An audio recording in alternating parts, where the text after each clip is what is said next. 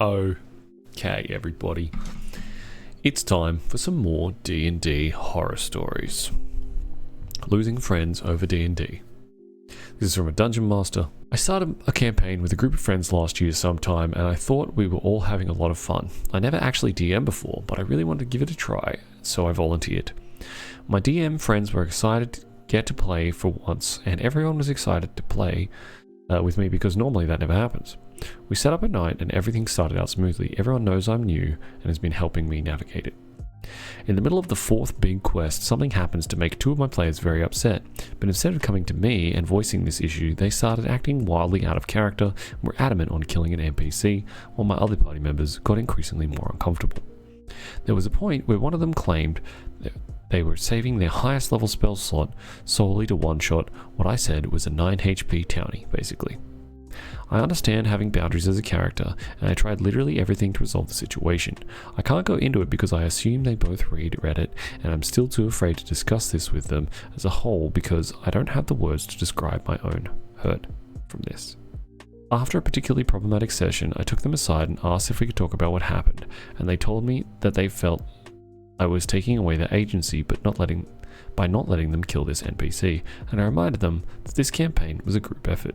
They can attack whoever they want, but the other players do also get a say in what happens. They hemmed and hawed a bit about how they'll try and give in-game conversations about important stuff when it came down to the NPC wasn't killed off. We have a lawfully good person, and she just wouldn't stand for it. It felt like ever since that last session, two friends have drifted away from me. Now I have to message them first to have any sort of conversation, and sometimes they just pretend to forget D&D night altogether. When I asked once more if everything was okay, they insisted that it was, and overwhelmed me with toxic positivity. My biggest issue is that it's fine if we're not having fun. I'd happily release them from the campaign if it made them more comfortable. Our friendship went from us watching shows, movies, playing games together, or just being on call, talking about nothing for hours, to me just not hearing from them for weeks.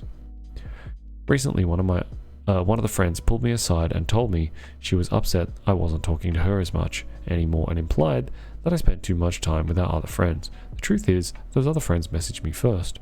We have real conversations instead of those toxic positivity conversations, where she usually uses therapy terms to pretend we have a healthy friendship, but something has started feeling really off about it. I'm starting to get the feeling that she uses her knowledge of mental health to manipulate others, and she's been trying to isolate myself from my friends while distancing herself from me to force me to run to her. I don't know. It sounds crazy, and I've started to feel crazy lately. Maybe I'm just too overworked and I'm really the one at fault, but sometimes it's like she slips up and I feel like I'm seeing the real her for the first time, bitter, jealous, and controlling. ETA, basically the NPC, was a super eccentric scientist who did some less than ethical things that upset them. By the time I approached them over it, because they refused to voice their frustrations for weeks, it was too late to change anything. I tried to fix the situation so it was better, but there were only so much I could do without their help. Eventually, they were given an item that would stop the unethical practices, and the wife asked if she could use it to practice the unethical experiments.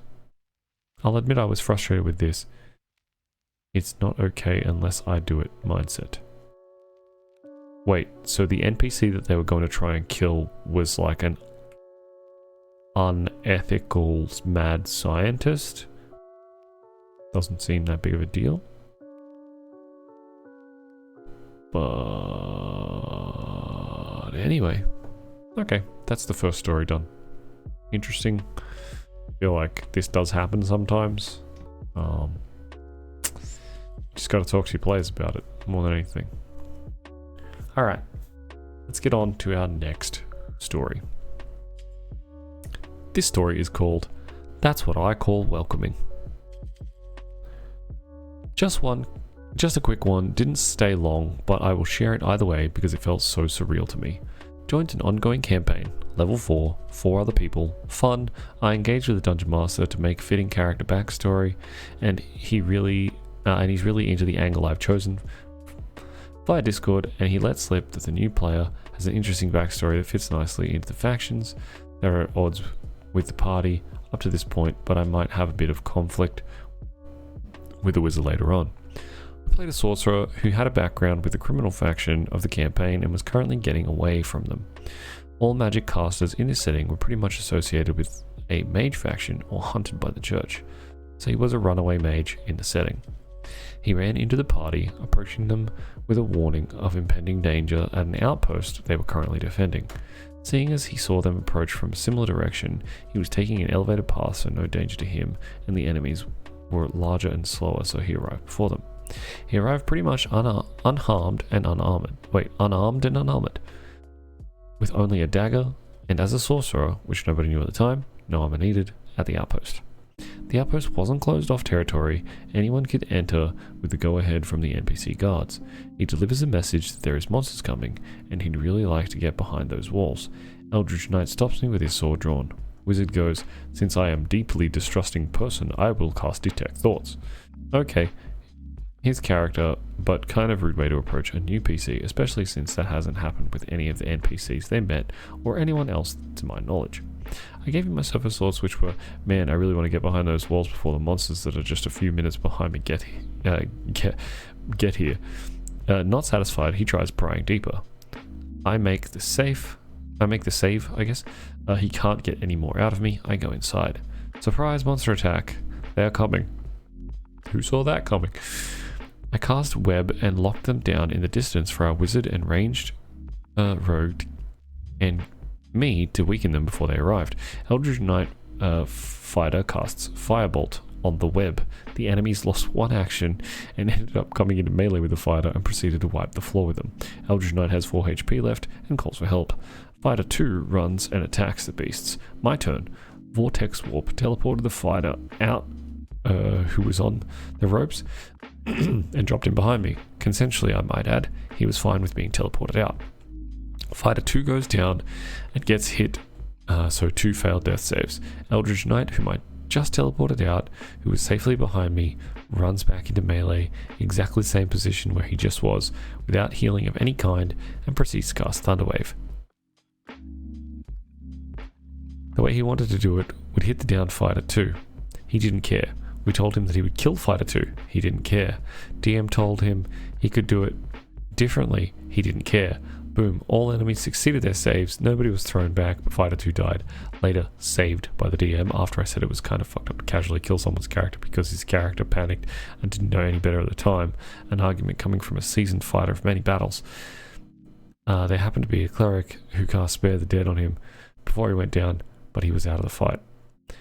We managed to whittle them down, and the combat ended, and the session did too. DM took me aside and asked if I had fun. Nope.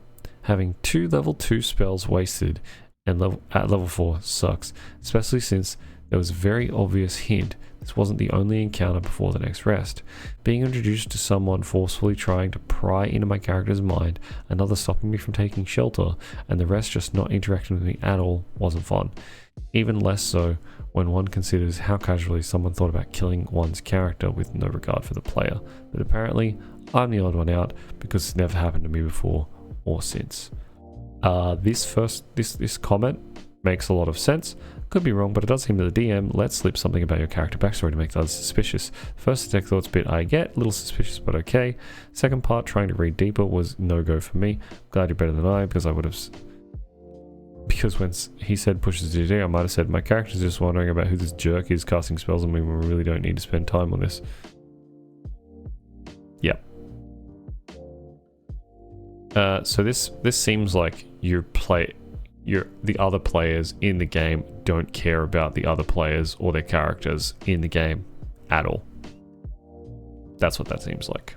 So you should probably either talk with these players about why they don't care about the other party members, or just, yeah, get out of there.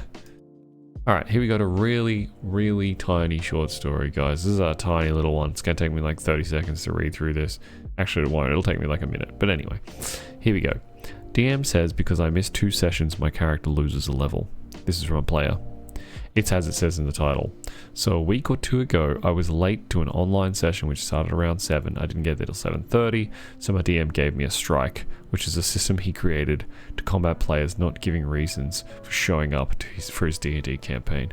So just over the weekend, there was another session which I only found out was happening late the night before and forgot about it during the day because I had some stuff to do. So 10 minutes after the session starts, he messages into a group chat we have for the D&D campaign that I would be getting my second strike, and that would be a level down.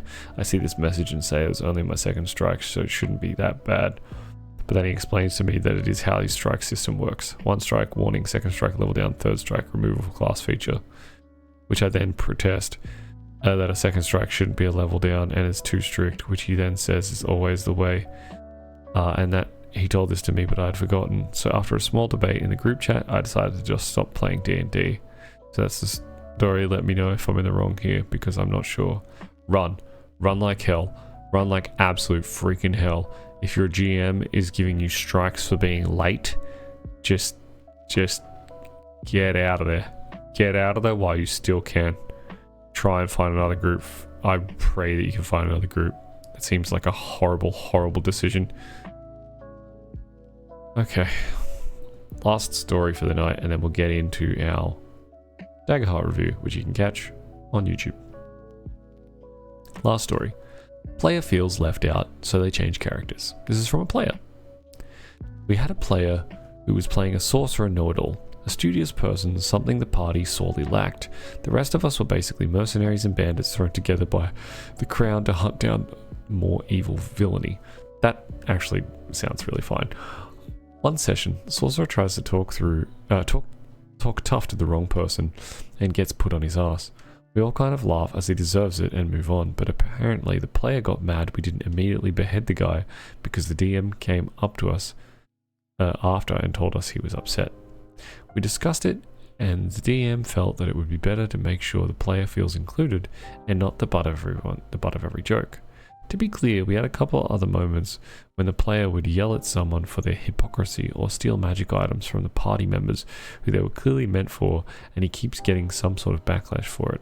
I pointed out that he wasn't included, but that he kept putting himself there and we were just left to react. We moved on and kept playing. Then at one point we learnt that some of the villains were actually controlled by mind flayers. A cool twist was something to tie us to the rest of the campaign. Well, the sorcerer somehow ends up getting pardoned by the crown and leaves the campaign to study and help from the towers of some great city. Relief was what most of us felt.